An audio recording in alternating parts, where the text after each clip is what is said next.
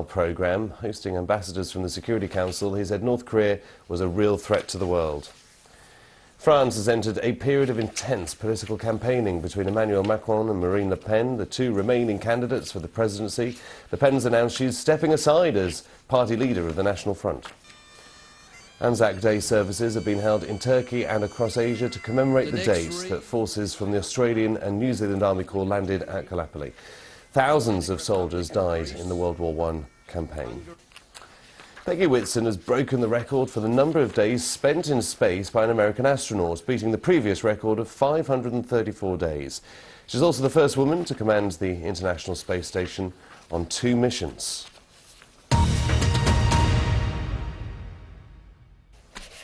Well, I'll be back with Aaron very shortly with a look at the international newspapers. First, here's Aaron with World Business Report.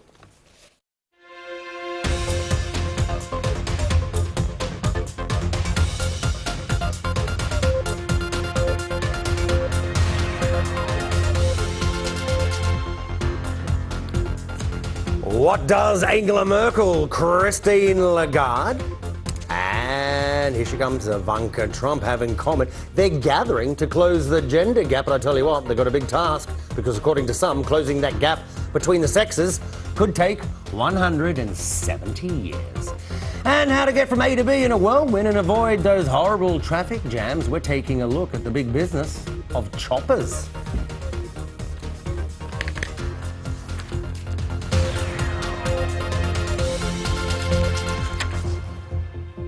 Good morning, Britain. Hello, world. I'm Aaron Hazelus. Hey, welcome.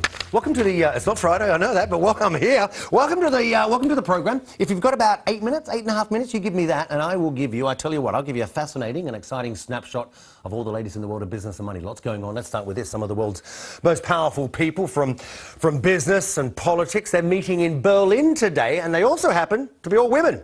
It's part of this initiative called W20. It was set up by 20 of the world's leading nations. So the question is, who's going? And what's it all about? I'm going to tell you. Well, attending the summit will be the big boss. There she is, Christine Lagarde. She's the head of the International Monetary Fund, the IMF. Angela Merkel, there she is. Of course, the big boss of Germany, the Chancellor of Germany. And Ivanka Trump, yeah, the daughter and a special assistant to the President of the United States. Now, the group, they want to highlight the issue of women's economic participation and empowerment, while at the same time reducing the gender employment gap by 25%. They want to do that by 2025. But I tell you what, they've got a big task on their hands, because if you look just at Britain, for an example, and look at the top 100, the bosses of the top 100 companies, that number there on the screen, that's it, with women, just 7 out of 100.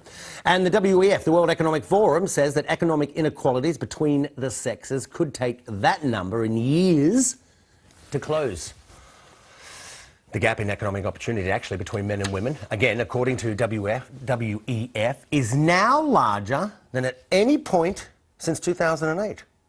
There you go. Let's get more. Anne Francke is CEO of Chartered Management Institute and joins us. Anne, great to have you in the studio, especially at this horrible time. Thanks for coming in. Can I just pick up on that last point? Why is the gap larger now than any point since 2008? I'm wondering, did the financial crisis have something?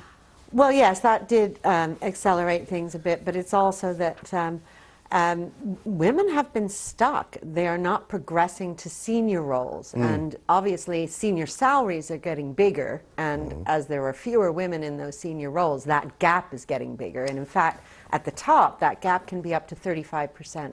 In pay, in the terms of the difference between, because I was going to ask you that. You know, I've been a gob on a stick here at the BBC for 15 years, and we've relentlessly been talking about this story. Yes. You know, a lack of women on boards as CEOs. They've talked about quota systems, you know, for example, in Europe. It just doesn't seem to improve. It's a really stubborn problem, and there's a lot of causes, and so I think one of the things that the W20 is trying to do is break down the causes and get governments to act. When people set targets, when governments and industry work together and set targets and relentlessly monitor them, you can get progress. In Britain, we had a doubling of the number of women on boards, for example, from 12 to 25%.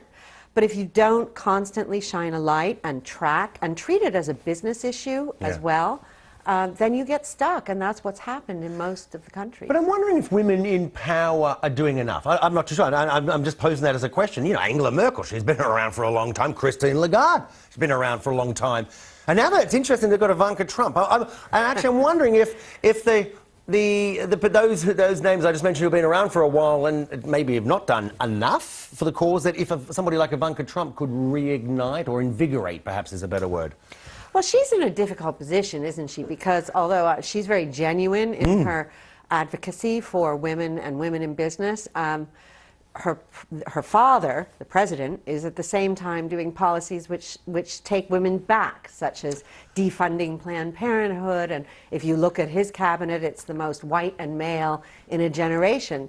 So although she's very got a lot to answer for. Yes, she is, I'm sure, very sincere in her efforts. You know, there's a lack of consistency perhaps in U.S. policy. And of course, in the U.S., women have gone backwards as well. So have people done enough in leadership positions? Clearly not, male or female. But this 170 years, according to the World Economic Forum, is a staggering number, isn't it? I mean, the fact that you and I are sitting here talking about it at 2017 is, you know, is appalling. It is. It is. But so do you believe, is a quota, very briefly, are quotas the way forward? Well, I think you have to have very proactive targets, and the gender pay gap legislation in the UK is a good step. Companies are going to have to publish all of these stats and track their progress, and that public pressure should help. Yeah, indeed. And Frank, we really appreciate your time. Short and sweet. I've got to move on. I'm getting told off here in my ear. Thank you, Anne. Thank Cheers. Okay, let's move on. The global stock markets. Boy, did they like those French results? Or in the first round, that is, of course. The stocks rose yesterday, Monday. The gains going, and I'm talking not